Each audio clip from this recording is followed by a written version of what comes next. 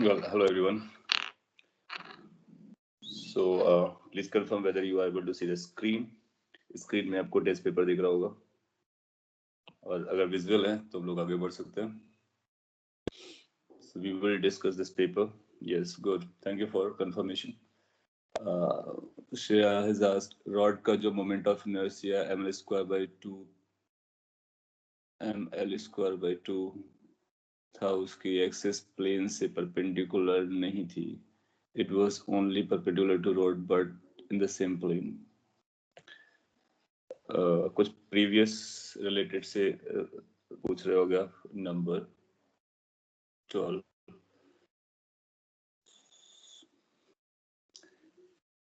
Okay, उस doubt को हम लोग क्लियर कर लेंगे क्योंकि वो प्रीवियस डाउट था. अभी हम टेस्ट पेपर पर आते हैं.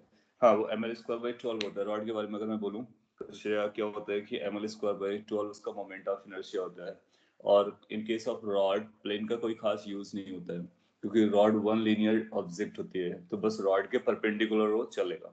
जब हम 2 डायमेंशनल बॉडीज के बारे में बात करते हैं जैसे डिस्क है या प्लेट्स है, उस पर फिर ये मैटर करता है कि प्लेन के परपेंडिकुलर है या फिर प्लेन पे लाई कर रहा है क्योंकि वो प्लेनर ऑब्जेक्ट्स है. रॉड के लिए रॉड के परपेंडिकुलर होगा चलेगा, वो स्क्रीन पर होगा या स्क्रीन के परपेंडिकुलर होगा तब भी रॉड के परपेंडिकुलर रह सकता है. तो जब कभी रॉड के परपेंडिकुलर सेंटर से जाएगा वो ml स्क्वायर बाई 12 होगा सभी केसेस के लिए, चाहे वो एक्सिस स्क्रीन पर लाई कर रही हो या स्क्रीन के परपेंडिकुलर हो, दोनों केस के लिए. और प्लेट के लिए क्या होता है कि प्लेट के लिए जैसे प्रीवियस वो स्लाइड चला गया, वो स्लाइड अभी ओपन नहीं हो पाएगा, तो उसमें जैसे एक्सिस ऑफ रोटेशन का कंफ्यूजन किसी और ने भी बोला था. तो देखो क्या होता है ना कि जैसे ये प्लेट है आपके पास, ये प्लेट है. प्रीवियस क्वेश्चन के बारे में थोड़ा सा और डिटेल कर देता हूँ. अगर मैं ऐसे दिखाता हूँ यहाँ पे डॉट बना करके और इस तरह से बनाया गया है, इसका मतलब आपको क्या समझना है? इसका मतलब आपको ये समझना है कि इस पॉइंट O से एक्सिस पास हो रही है, जो O पॉइंट यहाँ पे बना हुआ है, और इस प्लेन ऑफ द स्क्रीन के परपेंडिकुलर है. तो आई ओ का मतलब हुआ moment of inertia about axis passing through O and perpendicular to plane. मैं समझा आपका कंफ्यूजन क्या था. एक ऐसा भी एक्सिस बन सकता है, ये एक्सिस नहीं है. This was not the axis. जब ये मैंने अभी ड्रॉ किया है, ये एक्सिस नहीं था. ये एक्सिस प्लेन पे लाई करेगा. अगर इसके अबाउट रोटेट करेगा तो पूरा का पूरा बॉडी नीचे नहीं आएगा. तो वो कौन सी एक्सिस थी? जो ओ से पास करेगा और स्क्रीन के परपेंडिकुलर होगा. समझा? लेक्चर नोट्स में आपको भेज दूंगा. फर्स्ट क्वेश्चन में bonus. Yes, first was made bonus. Question number first PDF भी, पेपर का पीडीएफ भी भेज दूंगा सोल्यूशन के साथ. क्वेश्चन नंबर फर्स्ट में अगेन ये टाइपिंग का इशू था थोड़ा सा, जिसमें एक वेक्टर को लिखना वो भूल गए. और सिंस एक वेक्टर का लोकेशन आपको नहीं पता था फर्स्ट वाले क्वेश्चन में, इसलिए अब आप आंसर नहीं बता सकते हो. इसलिए question number first was had to made bonus. आपको ये भी समझ में आ रहा होगा कि बोनस हम कब देते हैं, क्योंकि इसमें इंफॉर्मेशन इनकम्प्लीट है. एक वेक्टर लिखना मिस हो गया है क्योंकि आपके पास 4 पार्टिकल्स थे, 10, 20, 30, 40. 4 लोकेशंस होने चाहिए, एक लोकेशन मिसिंग है. वो टाइपिंग में या कहीं पे वो प्रिंट टाइपिंग में वो टाइप नहीं किया गया है, इस वजह से वो बोनस हुआ. We will get the PDF of lecture, right? हाँ, आपको लेक्चर का पीडीएफ मिलेगा आफ्टर द लेक्चर. आप उसका पीडीएफ ले लेंगे. तो question number 1 was bonus because of the missing information. Question number 2 किसी के लिए एक्सप्लेन करना है तो आप बोल सकते हो, वरना मैं एक बार पढ़ लेता हूँ और बताता हूँ कि कैसा क्वेश्चन है. Distance of centre of mass of a solid uniform cone from its vertex is z0. ये आईआईटी में आ चुका है एग्जाम में और स्ट्रेट फॉरवर्ड क्वेश्चन है. If the radius of base is r, height is h, तो z0 बताना है. तो सॉलिड कोन का आपको सेंटर ऑफ मास की लोकेशन बतानी है. यू विल फाइंड कि काफी स्ट्रेट फॉरवर्ड क्वेश्चन था. ऐसा कोन आप बना सकते हो और सेंटर ऑफ मास आप जानते हो इस लाइन पर लाई कर रहा होता है. ये सीएम है. डिस्टेंस आपको बतानी है z0 फ्रॉम द वर्टेक्स, ये z0 है. और ये जो टोटल हाइट है ये आपको h दी गई है।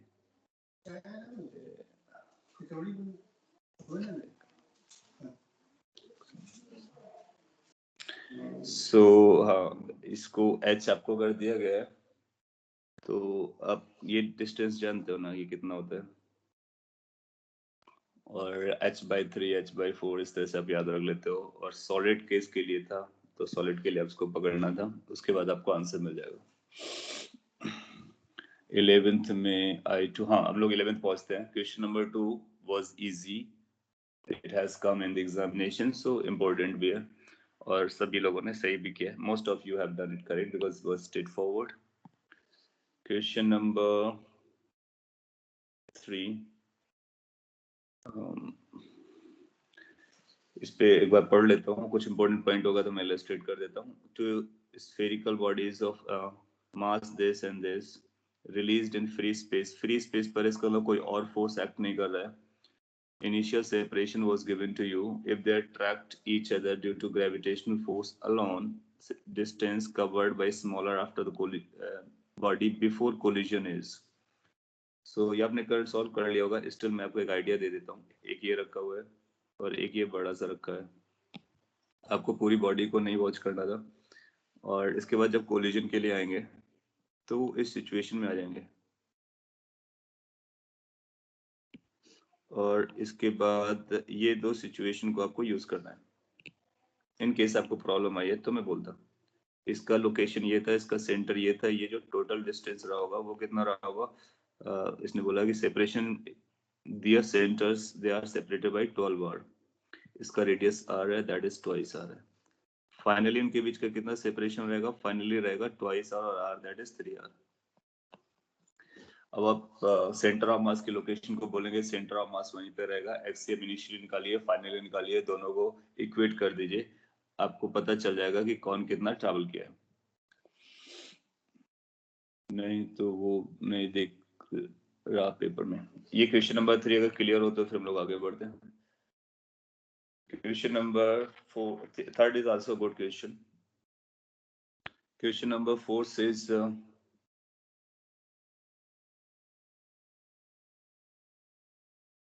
किस क्वेश्चन के बारे में आप बात कर रहे हो? 9, इसका आंसर इन्हीं 4 में से आना चाहिए। अगर कोई इशू हो तो मैं इसको सॉल्व करके बताता।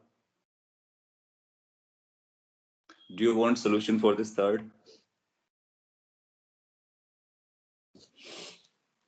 Please let me know if it is the case. Yes sir. Okay, so I'm going to solve it.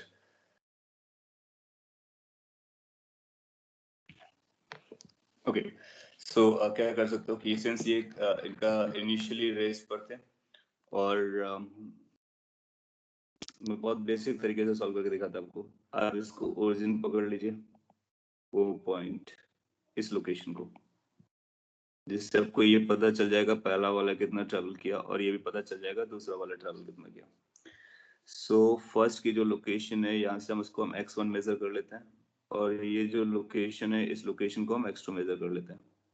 x2 पता चल जाएगा, x2 कितना हो जाएगा, x1 plus 3r, x1 plus 3r,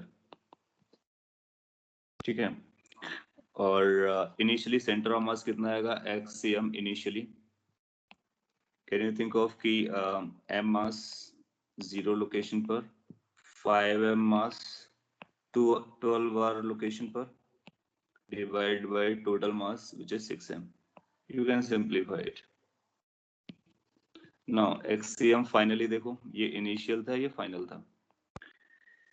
finally कितना रहा होगा, कैन वी से कि it will be capital M x1 plus 5m, 5m का लोकेशन कितना जाने वाला है, x1 plus 3r divide by 6m। As far as the concept is concerned, can you think of a concept के point of view से initially और finally center of mass का location बराबर होना चाहिए? Why? Because net force must be zero, और is zero in this case क्योंकि gravitational force है equal and opposite, दोनों को मिला करके आपने system लिया है। Initially रेस पे था, रिलीज किया गया था। आप दोनों को इक्वेट करा दीजिए, उसका कैलकुलेशन मैं यहाँ पे कर ले रहा हूँ, आप खुद ही कर सकते हो। ये बनेगा 5m इंटू 12 एक साथ मल्टीप्लाई कर लो, तो ये 60 mr हो जाएगा। Denominator is 6m, is equal to, यहाँ पर आपको मिलेगा 6m x1 plus 15 mr divide by 6m। 6m से 6m कैंसिल आउट कर लीजिए, बाकी आप समझदार हैं। इधर आएगा तो 6m x1 is equal to 60 minus 15 that is 45 mr, और m से m कैंसिल करते हैं। x1 की जो वैल्यू आ रही है अपने पास वो आ रही 45/6r, ये x1 है। दैट मीन्स ये बता रहा कि छोटा वाला कितना चलता है। पूछा क्या गया है, distance covered by the smaller body before collision. सही, इसी के बारे में पूछ रहा है। इसको हम डिवाइड कर सकते हैं, डिवाइड कर लीजिए।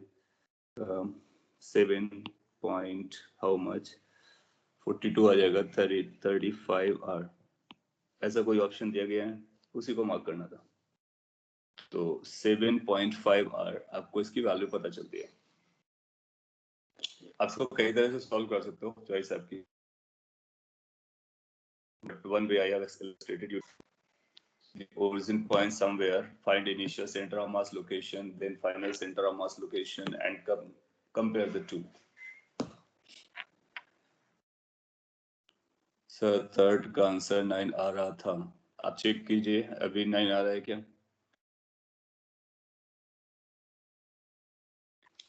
अगर क्लियर हो तो आगे बढ़ते हैं, कंफ्यूजन हो तो मैं री एक्सप्लेन करता हूँ। You have solve other way, आप दूसरे तरीके से सॉल्व करेंगे तब भी यही आएगा। बट आप शेयर कर सकते हो आपका तरीका क्या था। आपका तरीका करेक्ट होना चाहिए। अगर हम इनकरेक्ट तरीके से सॉल्व करेंगे तो फिर डेफिनेटली हमारा आंसर इनकरेक्ट रहने वाला है। कॉन्सेप्ट आपको ये लगाना था कि सेंटर ऑफ मास का लोकेशन चेंज नहीं करेगा।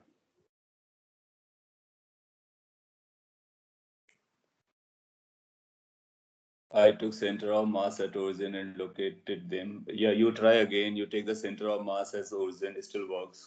और उसके बाद वाले केस में भी सेंटर ऑफ मास को ओरिजिन पे रखो और रीच कैलकुलेट करो, आपको यही आंसर मिलेगा। तो एक बार फिर से सॉल्व कीजिए। सेंटर ऑफ मास पहले आप इसका पता कीजिए बीच में कहाँ लाई कर रहा है, और अभी भी वहीं लाई करेगा जहाँ पहले लाई कर रहा था, और उसकी लोकेशन प्रॉपर्ली मेजर कीजिए। उसमें आपके मिस्टेक्स हो गए होंगे, आई कैन थिंक ऑफ कहाँ पे मिस्टेक्स हो गए होंगे कि आपने लोकेशन की रेडियस को प्रॉपर्ली काउंट करने में आपको इशू बना होगा, या फिर डिस्टेंस ट्रैवल्ड पे इशू बना होगा। तो डिस्टेंस ट्रैवल्ड का मतलब फाइनल नहीं बताना है आपको, इनिशियल और फाइनल के बीच का गैप, वो सारे पॉइंट का ख्याल रखोगे, आपको आंसर 100% वही मिलेगा। एनीवे, आप नोट कर सकते हो, और third is correct. The correct answer is 7.5r। कई लोगों ने करेक्ट निकाला भी है, पेपर में भी करेक्ट किया है, so that's not an issue. आपने कुछ क्वेश्चंस पूछे थे तो मैं उनको अभी देख नहीं रहा हूँ, मैं एक एक करके आगे बढ़ जा रहा हूँ। Question number 4, the density of a non-uniform rod of length 1 meter is given like this. A and B are constant. Center of mass of the rod. Straightforward है, explain करना है किसी के लिए। Question number 4. Anybody wants its explanation? ये जो density दी गई है वो नॉन यूनिफॉर्म कंडीशन है इसलिए दिया गया है, और सेंटर ऑफ मास पूछा गया, आप बोलोगे XCM is equal to integration X DM divide by DM. फिर कैसे सॉल्व करोगे उसको? सॉल्व करने के लिए लिखोगे x density into D x divide by density into D x. अब आप लिमिट लगा लो, सॉल्व कर लो, आपका आंसर आ जाएगा। इसके बाद आपको डेंसिटी को प्लेस करना है। आप पाओगे, ऑब्वियसली आप क्या पाओगे कि ए कैंसिल आउट हो जाएगा, इसलिए ऑप्शन में ए दिया नहीं गया, बी के फॉर्म में 4 ऑप्शन देखोगे, इसका मतलब सॉल्व करने से ही आप उसको आंसर निकाल पाओगे।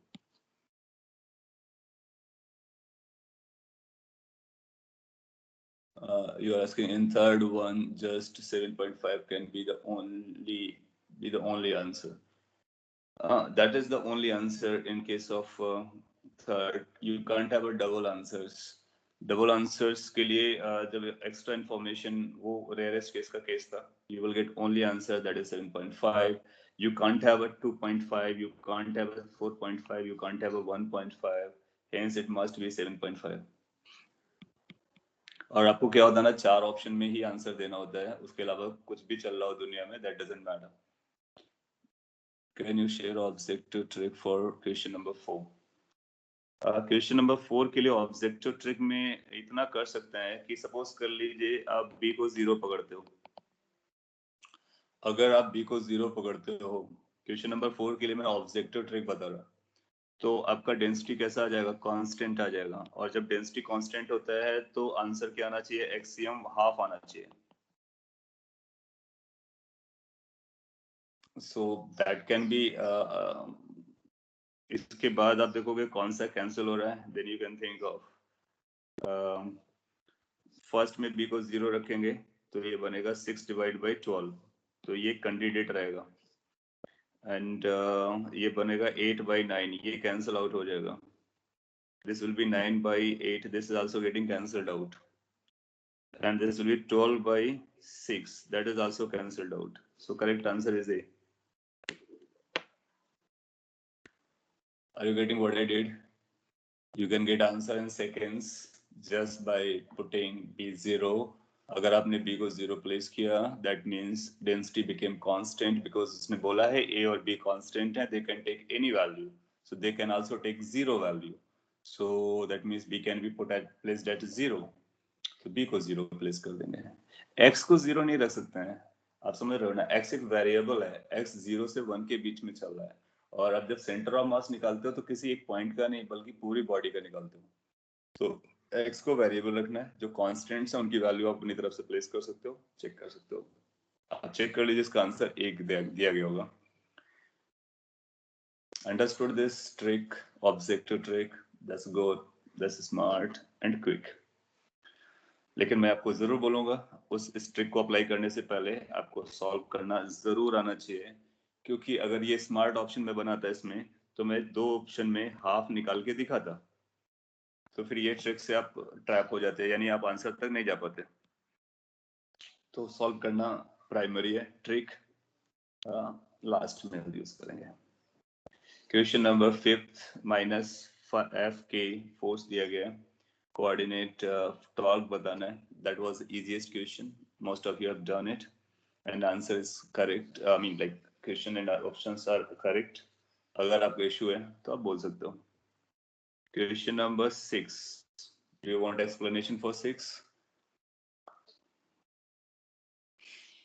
इन case you do, let me know, तो मैं आपको 6 एक्सप्लेन करता। अगर आपको जमता है तो ये सिंपली वेक्टर्स का डॉट प्रोडक्ट का क्रॉस प्रोडक्ट का उससे रिलेटेड है। एक अच्छा क्वेश्चन एग्जाम में आया हुआ है, तो मैं थोड़ा सा बोल देता हूँ। The answer must be D ना फॉर फिफ्थ का बी होना चाहिए ना। अच्छा, फिफ्थ में आपको आंसर्स में कंफ्यूजन है, लेट मी सॉल्व इट। आपको this force acts on the origin, और टॉर्क आपको इसके अबाउट बताना है। सो टॉर्क जिसके अबाउट बताना है वो ये पॉइंट है, तो फोर्स ओ पे लग रहा है, तो फोर्स लग रहा है ओ पॉइंट पर, और ये माइनस है, इसका मतलब है इनसाइड की तरफ फोर्स लग रहा है, ये ओरिजिन है, that is F. Point A है जिसके कोऑर्डिनेट्स है 1, -1। इस पॉइंट ए के अबाउट टॉर्क चाहिए। आप रूल्स को समझिए और उसको याद रखिए, और आपको ये वेक्टर चाहिए था, दिस वेक्टर, और इस वेक्टर को आप आर वेक्टर बोलने वाले हो। आर का मतलब होगा ए से ओ वाला वेक्टर, जिसका मतलब होता है position vector of O minus position vector of A. O coordinate 0 है, माइनस ए के कोऑर्डिनेट्स आएंगे I cap minus J cap, so R must be equal to minus I cap plus J cap. Good. और F कितना दिया गया आपको? F as a vector दिया गया माइनस एफ के cap. Now you know how to do this cross product, minus I cap plus J cap cross minus F K cap.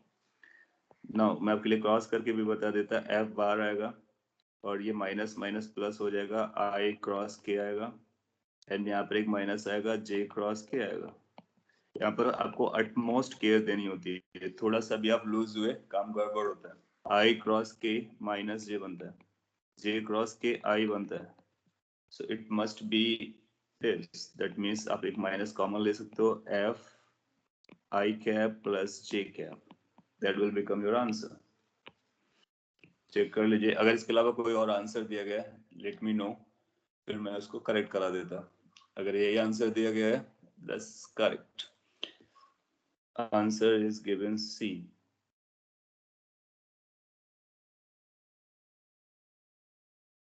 It is given C. Okay. Talk about point this, is this, O is this, it should be B. It should be this answer, whatever I have said. So, ऐसा कौन सा option मिल रहा है? Option number B.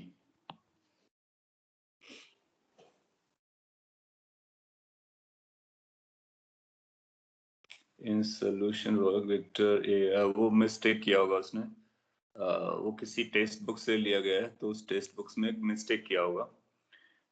Force acts on origin and talk about this point. So idea is this, जिस point का और आपको talk बताना होता है, उस पॉइंट से लेकर के नेक्स्ट पॉइंट के वेक्टर को हम बनाते हैं, और इसके लिए हम A से O वाला वेक्टर यूज करेंगे, O से A वाला नहीं। O से A वाला फिर रॉन्ग हो जाएगा, टोटली रॉन्ग हो जाएगा। सो करेक्ट करा देंगे। और क्वेश्चन नंबर 5 को अगर आपने बी लगाया है तो आपका डेफिनेटली करेक्ट है, अगर आपने सी लगाया है so now make the correction, B is the correct answer. वो जिस टेस्ट बुक या सीरीज से क्वेश्चन बना था उसमें वो इशू रहा होगा। It should be I minus J ना। कैलकुलेशन आपके सामने है, एक बार इसको रीचेक कर लेते हैं, और अगर इसमें कहीं इशू होगा तो आप बोल सकते हो। आर ऑब्वियसली आपका ओ माइनस ये आएगा, और इसके कोऑर्डिनेट में आई माइनस जे लगाया गया, तो ये माइनस हो जाएगा, वो प्लस हो जाएगा।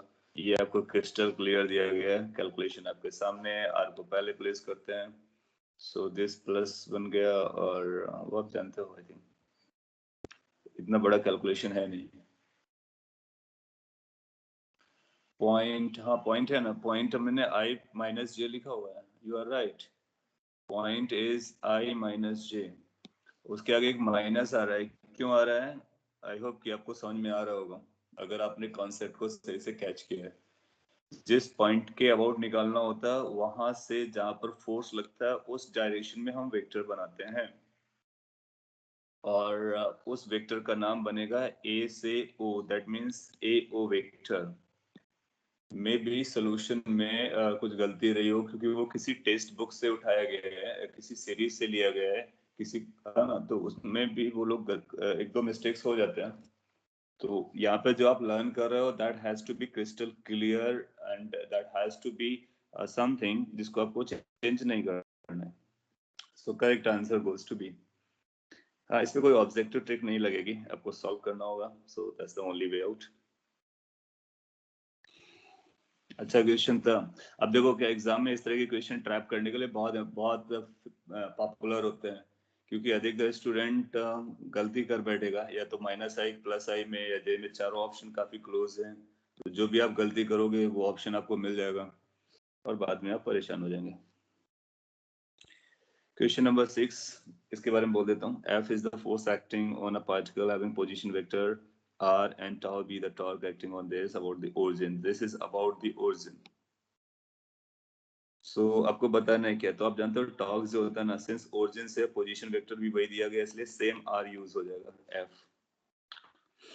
और अब आप देखोगे कि कभी अगर आपको R डॉट टाउ करना हो, तो ये R dot R cross F आएगा। कुछ लोगों को टफ लगा होगा, इसलिए मैं बोल रहा हूँ। आपको याद होगा हम लोगों ने कभी बात की थी स्केलर ट्रिपल प्रोडक्ट की, तो ये स्केलर ट्रिपल प्रोडक्ट है, और स्केलर ट्रिपल प्रोडक्ट की कुछ प्रॉपर्टीज थी, बहुत इंपॉर्टेंट प्रॉपर्टीज हैं, कई बार हमारे लिए यूज पे आती हैं। नाउ जब कभी दो वेक्टर सेम हो जाते हैं स्केलर ट्रिपल प्रोडक्ट में, तो उसका आंसर 0 आता है।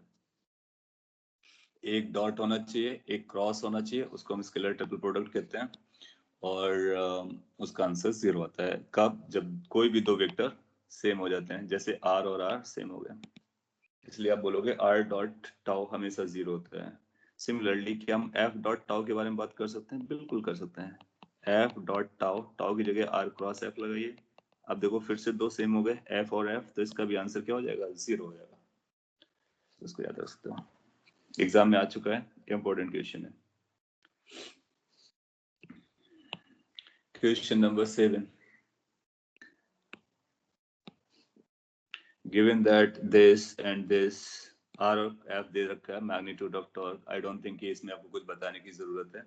आप बोलोगे टॉर्क का magnitude is equal to R cross F का magnitude, go for the cross product, find the magnitude, check your answer. और काफी लोगों ने करेक्ट आंसर लगाया है, इसका मतलब है कि वो आप आंसर निकाल पाए हो और करेक्ट था आपका। किसी को इश्यू बना हो तो आप बोल सकते हो। That was a straightforward question.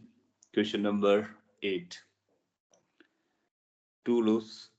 Loops का मतलब रिंग होता है, तो अगर आपको ये टर्म से अवेयर नहीं है तो लूप का मतलब रिंग से होता है। P and Q are made of the uniform wire, density आपको बता दिया गया, यूनिफॉर्म है। The radii of P and Q are R1 and R2 respectively. Their moment of inertia are I1 and I2 respectively. I2 by I1 is 4, R1 by R2 बताना है। I hope you can talk about. तो आप बोलोगे क्या, मैं फिर भी quickly बोल देता हूँ। I1 upon I2 लूप्स के लिए क्या लिखते हैं, M1 R1 square divide by M2 R2 square. No, masses बराबर नहीं है, उसने बोला है कि उसके यूनिफॉर्म वायर हैं, डेंसिटी बराबर है, और तो अपने को डेंसिटी, और देखो कैसे पता चलेगा डेंसिटी बराबर, उसने बोला made from a uniform wire, यानी एक ही वायर से दोनों को बनाया गया है। तो इसकी डेंसिटी आएगी लेमडा, और डिस्टेंस आएगी 2 पाई R1 into R1 square, lambda 2 पाई R2 into R2 square. Wire है, लीनियर मासेस है, इसलिए ऐसा लिखेंगे। तो ये बनेगा R1 cube divide by R2 cube. अगर आपने ये गलती की है तो इसको करेक्ट कर सकते हो। ये इसको I1 I2 बोल देते हैं, क्योंकि मैंने नंबर ये ऑर्डर बदल दिया। अच्छा, I1 बाई I2 की वैल्यू कितनी हो जाएगी, 1/4। तो 1/4 की वैल्यू होगी R1 अपॉन R2 की पावर 1/3, और इसके होल पावर 1/3 हो जाएगी। इस साइड उधर 3 थी, आपको R2 बाई R1 चाहिए, आप साइड डाउन कर लीजिए।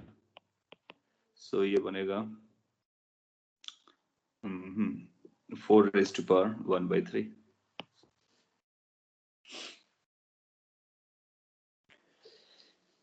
Question number 9. For a solid sphere of mass m, radius r, a cube of maximum possible volume is cut. Moment of inertia of cube about an axis passing through its center and perpendicular to one of its faces. तो आप जानते हो कि moment of inertia of cube का उसके faces के perpendicular moment axis का out कितना होता है। तो जो आपको चाहिए मोमेंट ऑफ इनर्शिया वो है ma²/6, जहाँ पर a उसकी साइड होनी चाहिए। अब सॉलिड क्यूब से मैक्सिमम पॉसिबल वॉल्यूम का अपने क्यूब को कट किया है, तो अब बोलोगे कि ये आपका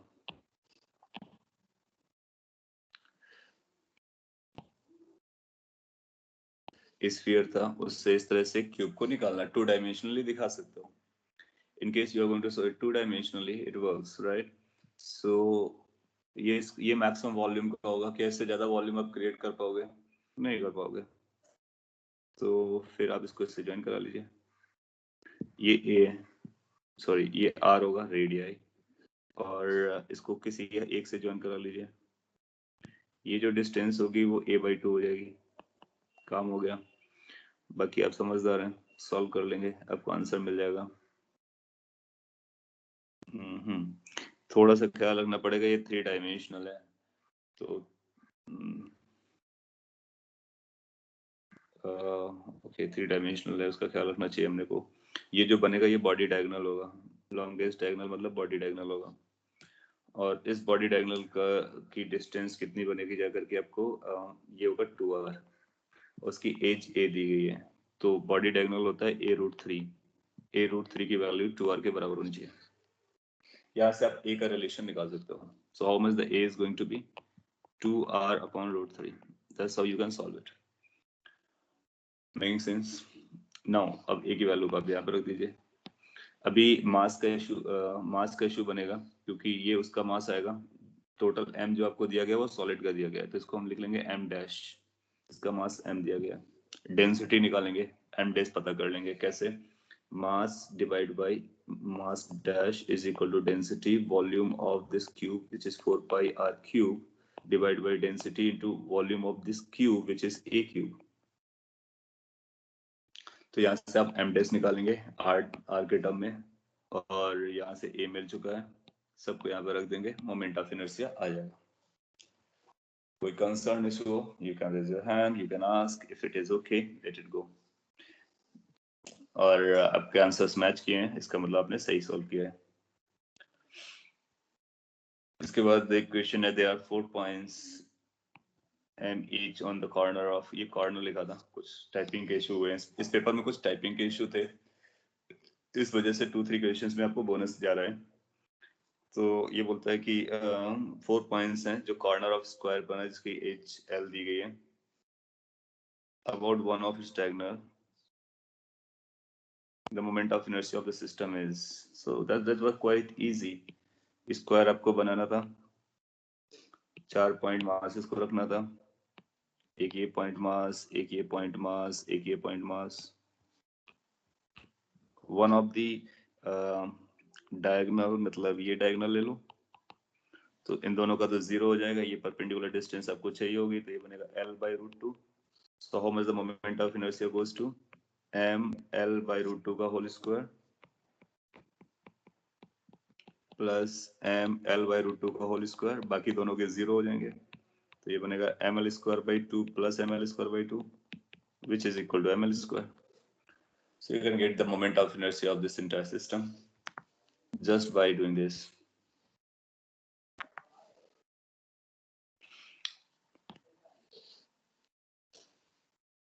Question number 11, इस पे आपको इशू जा रहा था, I1 I2 be the moment of inertia of two bodies of identical geometrical shape। तो दोनों के geometrical shape equal है। If the first body is made of aluminium, second is irons, what happens?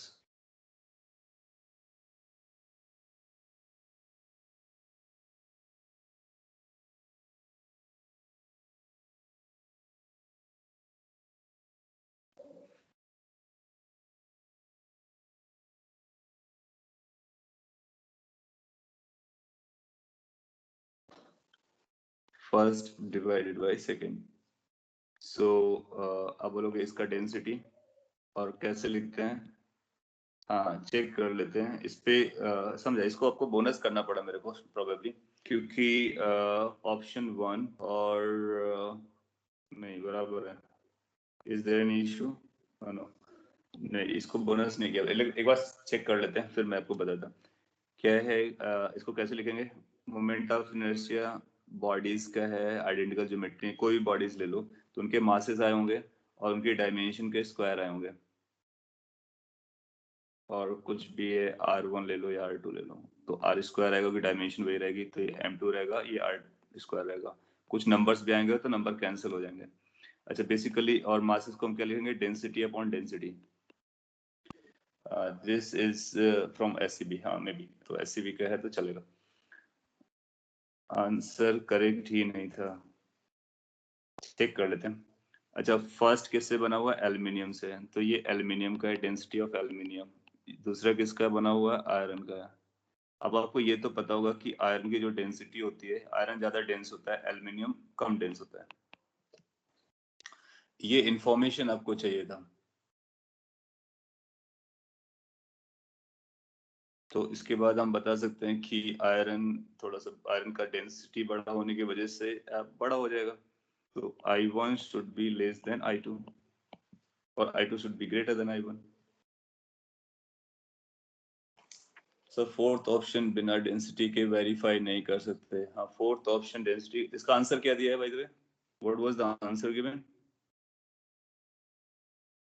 Fourth answer नहीं देना चाहिए, क्योंकि fourth answer देने के लिए डेंसिटीज का देना बहुत जरूरी है, और हम ये आंसर दे सकते हैं जो लिखा हुआ है।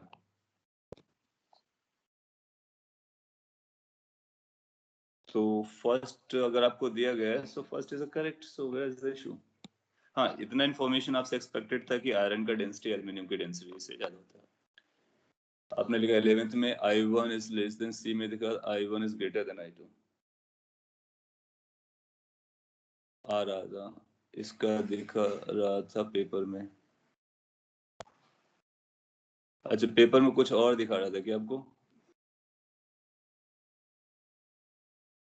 ओके ओके, अगेन वो टाइपिंग का प्रिंटिंग का कुछ इशू हुआ है, और मे बी लाइक कि अपलोडिंग में सिंबल चेंज हुआ है। सो अगर ऐसा था तो फिर मैंने उसको बोनस किया होगा, क्योंकि मैंने आपको जो बोनस दिए हैं वो पेपर को देख करके दिए हैं। तो फिर ये इस केस में आपको ये आंसर लगाना था। मैंने 3 क्वेश्चंस को बोनस किया है, और उसमें से प्रोबेबली ये भी एक रहा होगा, क्योंकि 2 ऑप्शंस सिमिलर थे। मैं समझा, वो वही आप बोले, पेपर में फर्स्ट और थर्ड सेम दिया था। या वो गुड गुड, ऐप से देख करके ही मैंने आपको आंसर्स दिए थे। सो correct answer is a part, but app में या फिर जो आपकी साइट था या फिर जो टेस्ट में, इसको बोनस किया गया। So this has been made as a bonus.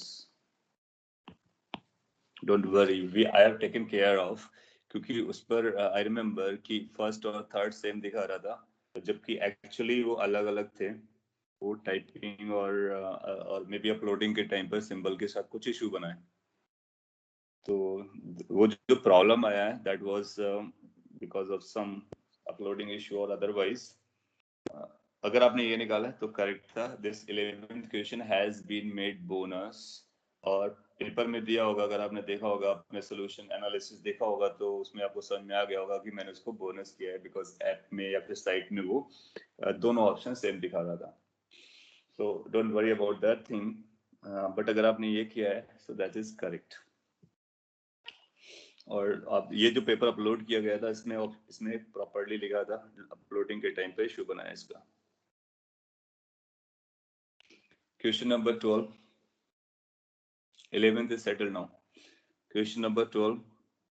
It says moment of inertia of solid cylinder of mass and length twice r and radius r about axis passing through the center, axis passing through the center perpendicular to the axis. ये हम लोग already solve कर चुके हैं, is I1. And about passing about an axis passing through one end and perpendicular to the cylinder to axis of cylinder is I2. Then what happens? Go for the parallel axis theorem. So this was a very simple question, right? Go for the parallel axis theorem. Use this, you can get it. आपको I1 जानने की जरूरत भी नहीं है, हालांकि हम लोग I1 निकालना जानते हैं, बट इसमें जानने की जरूरत भी नहीं है। और ये सिंपल ऐसा पूछ रहा है कि अगर इसके अबाउट I1 हो तो इसके अबाउट कितना होगा, तो ये I2 हो जाएगा। तो आप लिखोगे I2 is equal to I1, जो कि ICM है, प्लस M L by 2 का square, that means 2R by 2 का square. Done. Second option. Question number 13. Solid cylinder of mass m, radius r, length l, moment of inertia about an axis passing through the center perpendicular to its own axis. हम लोग बात कर चुके हैं, solid cylinder है, direct formula, you remember that, something like M R square by 4, पहला term M R square by 4 आता है, M L square by 2, so fourth option is correct option. Understood. Moment of inertia of a thin uniform rod rotating about the perpendicular axis passing through its center is I. If the same rod is bent into a ring and its moment of inertia about its diameter is I dash, then ratio. ऐसे question को आपको बहुत carefully पढ़ना होता है about उनके axis of rotation को लेकर के।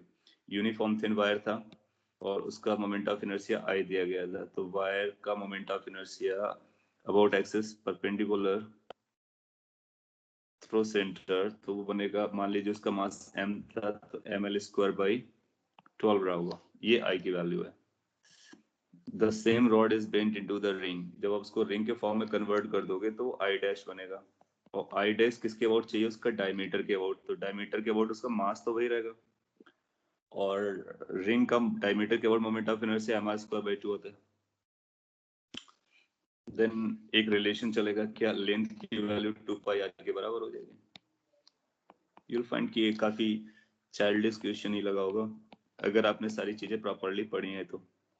दोनों को डिवाइड कर लीजिए, तो ये बनेगा L square by 6R square, L की वैल्यू प्लेस कर सकते हो, तो ये बनेगा 4 pi square upon 6, that means 2 pi square by 3। ऐसा एक ऑप्शन आना चाहिए, उसको मार्क कर देना था, that's all. 2 pi square by 3, पहला ही ऑप्शन है।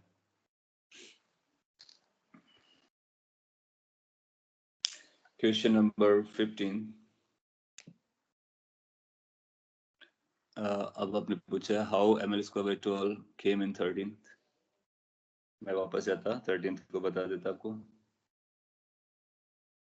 How ml square by 12 came in 13th। अच्छा, ये क्या है ना, ये क्वेश्चन हम लोगों ने रिकॉर्डेड लेक्चर में किया था कि जब कभी आपके पास सिलेंडर होता है और इस सिलेंडर का मोमेंट ऑफ इनर्शिया आपको निकालना होता है, सॉलिड और हॉलो दोनों केसेस मैंने आपको एक्सप्लेन किया है। तो ये इसकी एक्सिस है, इसके अबाउट इसका मोमेंट ऑफ इनर्शिया निकालना आपको आता है। लेकिन कभी अब उस परपेंडिकुलर बाइसेक्टर के अबाउट पूछता है, ये जो मोमेंट ऑफ इनर्शिया होता है वो इसकी लेंथ पर भी डिपेंड करता है, इसकी रेडियस पर भी डिपेंड करता है, इसके मास पर भी डिपेंड करता है। तो इसमें टर्म्स आते हैं mr square by 4 plus ml square by 4, ml square by 12।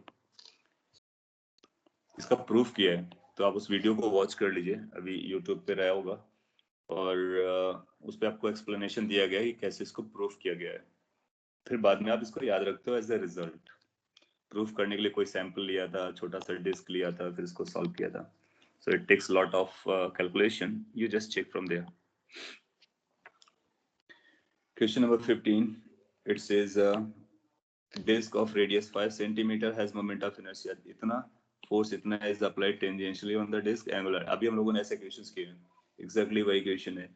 आपको पहले टॉर्क निकालना होगा जो कि r इंटू एफ के बराबर आ जाएगा। फिर मोमेंट ऑफ इनर्शिया निकालना होगा जिसकी value M R square divide by 2 होती है, और वो टेंजेंशियली जा रहे हैं, तो अल्फा की वैल्यू टाउ अपॉन आई आ जाएगा, रख लीजिए, तो ये 2f अपॉन एम आर हो जाएगा। नाउ आपको f गिवन है, m गिवन है, r गिवन है, आंसर आ जाएगा अगली लाइन में। नोट कर लीजिए, अगर आप ऐसा नहीं कर पाए हैं तो, कर लिया है तो well and good. Question number 16, it says a square plate has moment of inertia I about axis perpendicular to the plane of the plate passing through the center। यानी इसका पॉइंट अगर हम O दे देते हैं तो आई ओ की value आपको दे रहा है, आई ओ की वैल्यू आई दी है। What is the moment of inertia what is diagonal. तो ये कौन सा प्लेट है, स्क्वायर प्लेट है। आप जानते हैं स्क्वायर प्लेट जो कि यूनिफॉर्म होती है, normally they will say it uniform, अगर नहीं भी दिया है तो you will treat it as the uniform.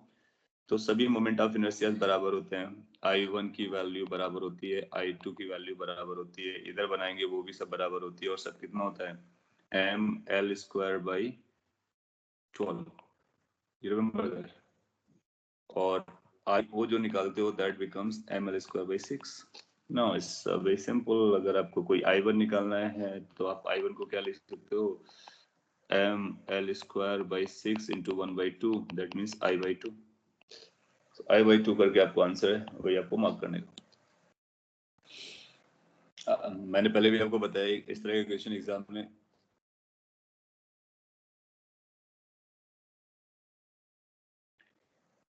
इस तरह का क्वेश्चन एग्जाम में आ चुका है, जो कि काफी इंपॉर्टेंट क्वेश्चन है। तो याद रखिए कि स्क्वायर प्लेट को हम कैसे हैंडल करते हैं। Question number 17, radii of two uniform solid spheres are r1 and r2, densities of their materials are ρ1 and ρ2, ratio of the moment of inertia about diameter is, I think that's going to be quite easy। solid spheres हैं तो I1 upon I2 will be equal to M1 R1 का square divide by M2 R2 का square. हाँ, कुछ number रहे होंगे 2/5 वो cancel out हो जाएंगे। मास को लिखेंगे डेंसिटी 1 इंटू वॉल्यूम 4/3 पाई R1 का क्यूब इंटू R1 का square divide by ρ2 4/3 pi R2 का क्यूब इंटू R2 का स्क्वायर। Now it's settled. इसका मतलब ये कितना आ रहा है, ρ1 upon ρ2 into r1 upon r2 रेडियस किस पावर 5, आंसर हो जाएगा।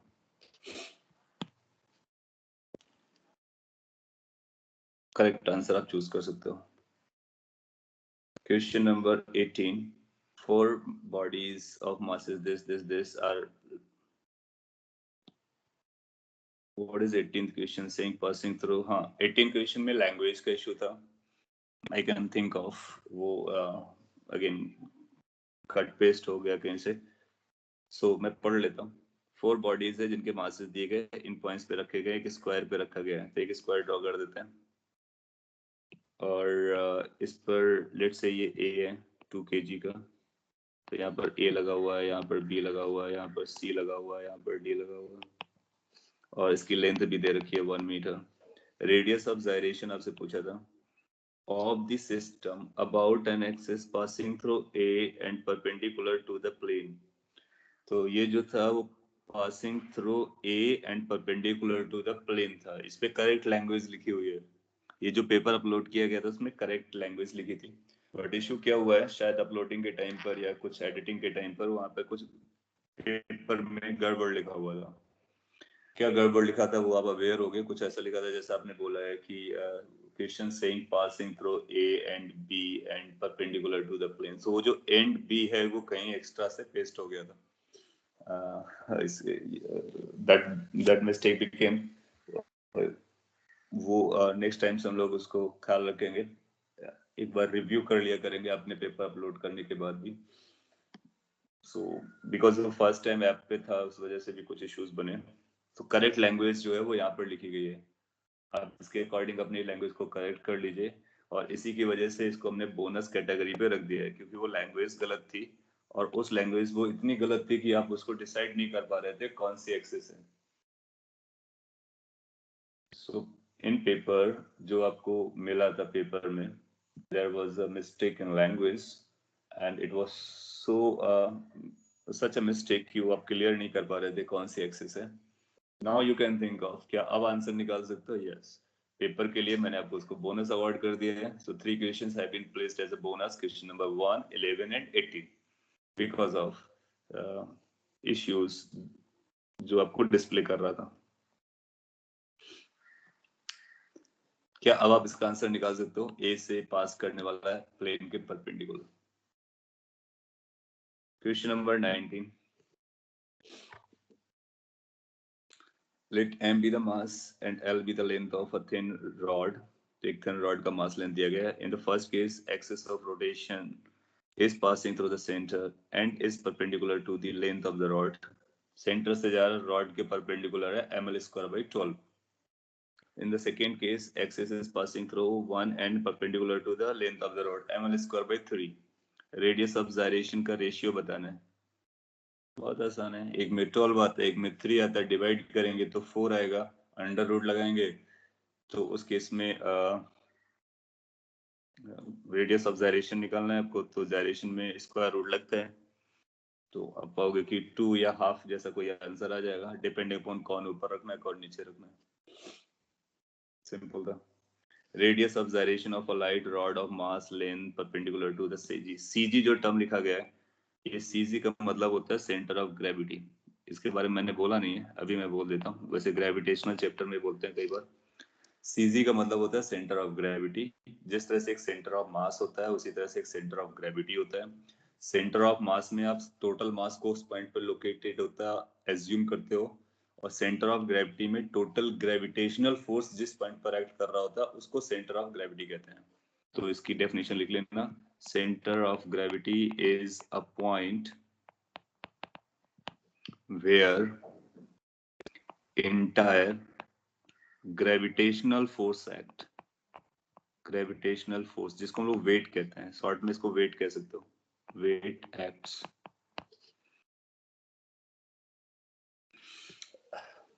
I thought it was center of gyration।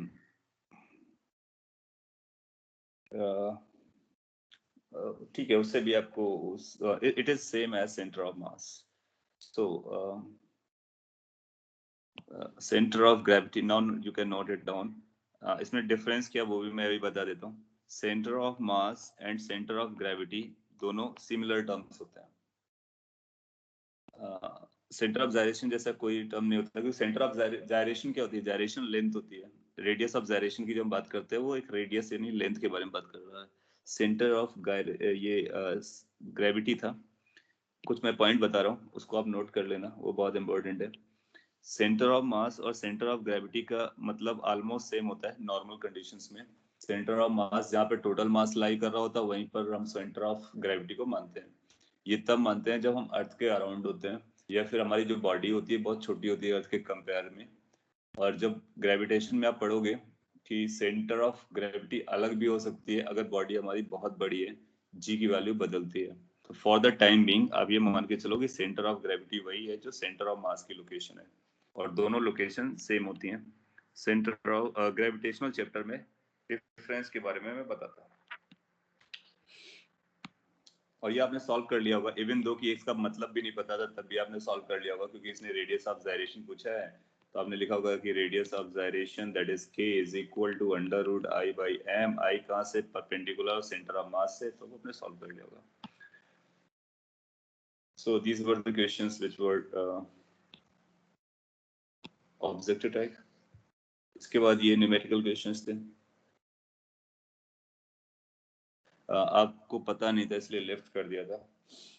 कोई बात नहीं, नेक्स्ट टाइम से आप इसको लर्न कर लीजिए, और अब आप उसको फ्यूचर में ज़रूर यूज़ कर सकते हैं। ये जो इंडिविजुअल टेस्ट के मार्क्स होते हैं, वो टेस्ट के मार्क्स हमारे लिए मैटर करते हैं डेफिनेटली, बट ज़्यादा पर्पस ये होता है कि कोई पॉइंट्स आपसे मिस हुआ या नहीं समझा, या लर्निंग के लिए भी हम इसको यूज़ करते हैं। तो कुछ नए पॉइंट्स आ जाते हैं और उन नए पॉइंट्स को मैं एक्सप्लेन कर देता हूँ। 21 इसने पूछा, two blocks of mass this kg and this kg are connected by spring negligible mass का placed on a frictionless horizontal surface. An impulse gives a velocity this to the heavier block in the direction to the lighter velocity of the center of mass. So you know what is the formula of VCM? VCM is m1 v1 plus m2 v2 divided by m1 plus m2. That's how it has to be solved. आपको m1 m2 दिया गया है और वो spring से connected थे, so center of mass की velocity आप बता सकते हो. Use this, you will get your answer. Question number 22. Circular plate of uniform thickness. The thickness uniform दिया गया, diameter आपको दे रखा गया. Certain portion has been removed from one of the edge as shown in the figure. तो ये figure भी दिखा दी गई है.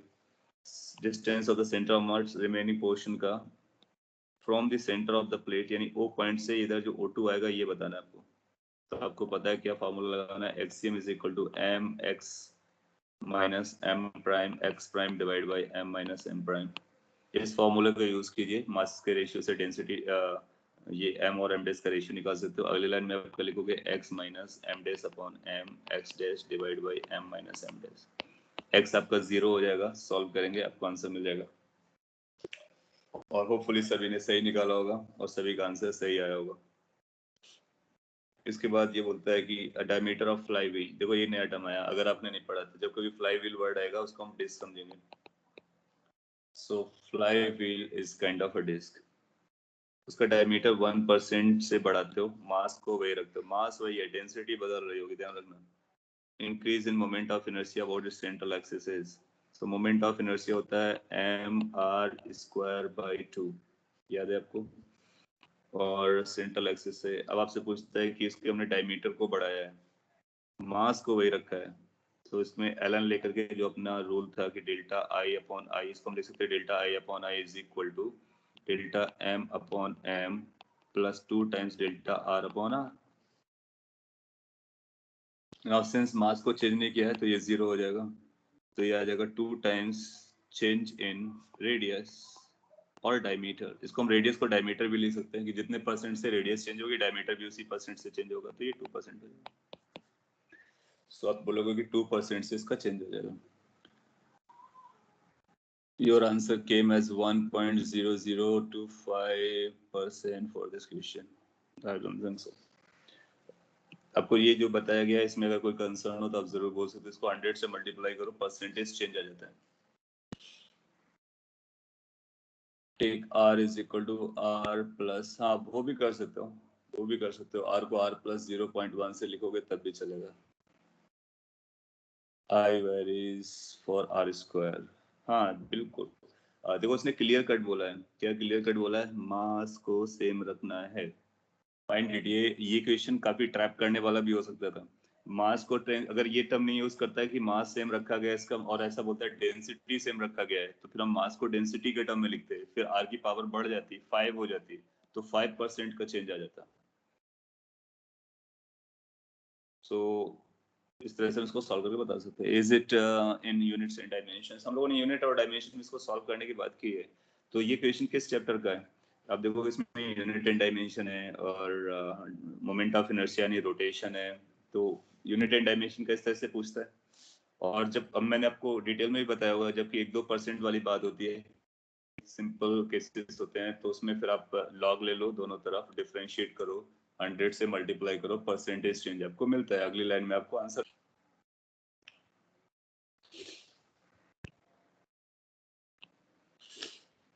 3 identical uniform thin metallic rod form the 3 sides of equilateral triangle. The moment of inertia of the system of these rods about an axis passing through the centroid of the triangle and perpendicular to the plane is n times the moment of inertia of the rod. One rod separately about an axis passing through the perpendicular. बहुत simple question है, तीनों का निकाल करके first से compare करना है, ratio निकालना है, आपको आंसर मिल जाएगा। कोई कंसर्न हो तो आप बोल सकते हो। अरेंज कैसा किया गया है? उसने ऐसा किया गया अरेंज। सेंट्रॉइड वाला आपको इश्यू बना सकता है, तो कोई बड़ी बात नहीं है। ये पॉइंट है, ओ से पास करेगा, ये परपेंडिकुलर डिस्टेंस निकालो, ये सेंटर पॉइंट होगा। सो ये डिस्टेंस अगर आपको डी मिल जाती है तो इस आई ओ को आप निकाल सकते हो। इस मोमेंट एक रॉड का फिर तीनों का आपस में मल्टीप्लाई कर देंगे, तो वन रॉड का मास और लेंथ आप पकड़ लीजिए। लेट से एक रॉड का मास m है, लेंथ l दिया गया है, तो आई ओ कितना हो जाएगा? आई ओ निकालने के लिए आप बोलोगे it's going to be ml² / 12 plus m × d²। ऐसा 3 टाइम्स आएगा, तो 3 से मल्टीप्लाई कर देना। और जो दूसरा वाला आपको निकालना है वो सिंगल रॉड का, one rod separately about axis passing through centre of rod, और दूसरा जो आई डैश वाला है वो आई डैश वाला कितना आ जाएगा? ml² / 12। दोनों का रेशियो निकालो। अब आपको क्या निकालने की जरूरत है? डी पता कर सकते हो, इसको यहाँ से ज्वाइन करा लो, और ये l/2 हो जाएगा। ये एंगल कितना हो जाएगा? 30 डिग्री हो जाएगा, डी निकल आएगा। And the last question is torque of this Newton is applied, Newton meter is applied on a circular wheel का मतलब disc, you can think of a circular wheel about its axis. If there's no friction, angular acceleration produced in the wheel is 2, moment of inertia बताना है। अब देखो यहाँ पे wheel पे थोड़ा सा डिलेमा था कि व्हील को हमको सर्कल लेना है, स्क्वायर डिस्क लेना है, तो उसने आपसे मोमेंट ऑफ इनर्शिया ही पूछ लिया। तो आपको क्या लगाना था? Tau is equal to I alpha. I आपको बताना है, तो आई की वैल्यू आ जाएगी टाउ बाई अल्फा। टाउ आपको पता है, अल्फा पता है, अगली लाइन में आंसर आ गया, यानी 4/2, that is 2। Please explain 12th question. We can use centroid properties. Yes, you can use centroid properties. आप वहां से ही पता कर सकते हो, बिल्कुल पता कर सकते हो। री एक्सप्लेन कर देता हूँ मैं 24th क्वेश्चन को अगेन। 2 एक्सिस आपको चूज करनी है, तीनों रॉड को एक साथ लगा दिया गया। तो ये एक पहले सभी का सेंट्रॉइड से निकालना है और परपेंडिकुलर एक्सिस से। तो अगर आप एक सिंगल रॉड को देखोगे, ये जो पॉइंट है सिंगल रॉड का पॉइंट है, इस पॉइंट से आप पाओगे कि मोमेंट ऑफ इनर्शिया, और ओ पॉइंट से मोमेंट ऑफ इनर्शिया निकालने के लिए पैरेलल एक्सिस थ्योरम का फॉर्मूला लगा देंगे। एक रॉड का उसके सेंटर से ml² / 2 होता है, प्लस md² आ जाएगा क्योंकि पैरेलल एक्सिस थ्योरम लगाया है। ऐसा एक रॉड से निकलेगा, लेकिन अपने पास कितने रॉड्स हैं? 3, इसलिए 3 से मल्टीप्लाई कर दोगे तो टोटल आ जाएगा। नाउ 3 से मल्टीप्लाई हम लोग इसलिए कर पा रहे हैं क्योंकि सारा कुछ सिमेट्रिकल है, जैसा 1 का आएगा वैसा सेकंड का आएगा वैसा थर्ड का आएगा, तो सिंस सभी का वही आ रहा है इसलिए आप उनको 3 से मल्टीप्लाई कर सकते हो। Got it. और आई डैश के लिए केवल ml² / 2 होगा। डी की वैल्यू क्या आप निकाल सकते हो? ये सेंट्रॉइड प्रॉपर्टी लगा सकते हो, 2:1 रेशियो, इट विल वर्क। और मैंने सिंपल तरीके से यहाँ से बता दिया, वहां से भी निकाल सकते हो। डी की वैल्यू कितनी आ जाएगी? 1 मिनट के लिए सॉल्व भी कर सकते हैं अगर आप चाहें तो। ये tan 30 लगा लो। tan 30 is going to be equal to perpendicular divided by base, which is l/2, so d must be coming as l/2√3। Centroid property से भी आपको यही मिलेगा, और फिर आप उसको वहां पर रख लीजिए डी की जगह। अब आप डिवाइड कर लीजिए, रेशियो निकल आएगा। और इसने एक और लाइन बोली क्या कि n टाइम्स है, कौन सा n टाइम्स है वो देख लेंगे। n times the moment of inertia another, that means I not की जो वैल्यू है वो n टाइम्स आई डैश है।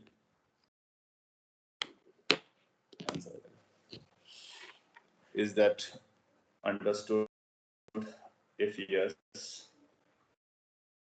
good. If not, let me know. I will re-explain it.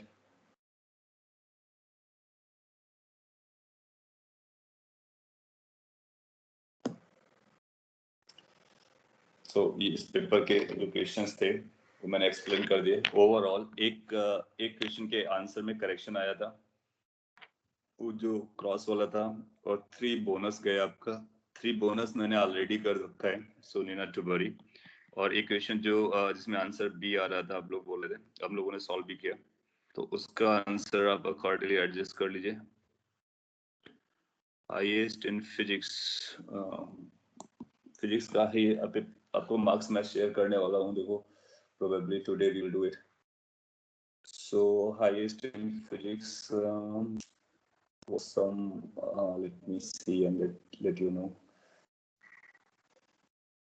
After doing this correction, अभी एक correction रह जाएगा क्योंकि वो अभी identify हुआ है, और physics score went highest, need to check it, 92। अभी जो मेरे को highest दिख रहा है वो 92 दिख रहा है। Need to add of 92, 2, 3 students are getting. Anyway, so marks आपको share कर देंगे उसमें group पे। In the last week I was quite busy, so now onwards we will be having classes as per the schedule, or I will send you the PDF, of course. Today's PDF and test DPP will share shortly. Any other question or query, if at all, you can ask. Otherwise, let's wind it up. Well, I don't think any. So, thank you, everyone. Question, आपका question pending है, उसको मैं detail में बताऊंगा। It will take 10 to 15 minutes, और module discussion के लिए time short out कर देते हैं। बाय द वे, क्यूब का जो डायगोनल वाला केस आप पूछ रहे हो, उसका m²/6 आता है, कैसे आता है उसको हम लोग सॉल्व कर लेंगे, और 10-15 मिनट्स डिटेल में एक्सप्लेन कर देंगे। आपसे पूछेगा नहीं वैसे एग्जाम में, but still let you know. Module discussion का शेड्यूल मैं आपको शेयर करूंगा अभी 2 दिन में। अभी कल का लेक्चर में हम लोग आगे मैकेनिक्स को पढ़ाएंगे, परसों के लेक्चर में भी रोटेशनल मैकेनिक्स को आगे बढ़ाएंगे, सो दैट कि नेक्स्ट टेस्ट पेपर के लिए कुछ नया सिलेबस आपके पास ऐड अप हो सके। और फिर in between we will discuss the paper 2 advance, अलग इसका सॉल्यूशन दे दिया गया, still we will discuss that. और फिर रोटेशन के मॉड्यूल को भी डिस्कस करेंगे, और इसके आगे जितने भी मॉड्यूल आएंगे सारे मॉड्यूल का हम लोग डिस्कशन करेंगे। also कुछ नए ट्रिक्स और पॉइंट्स को हेल्प करेगा। Please upload this on YouTube. Okay, we'll upload it. Okay, thank you everybody then.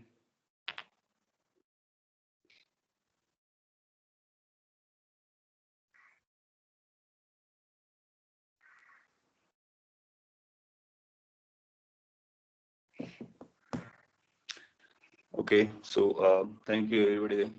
See you tomorrow.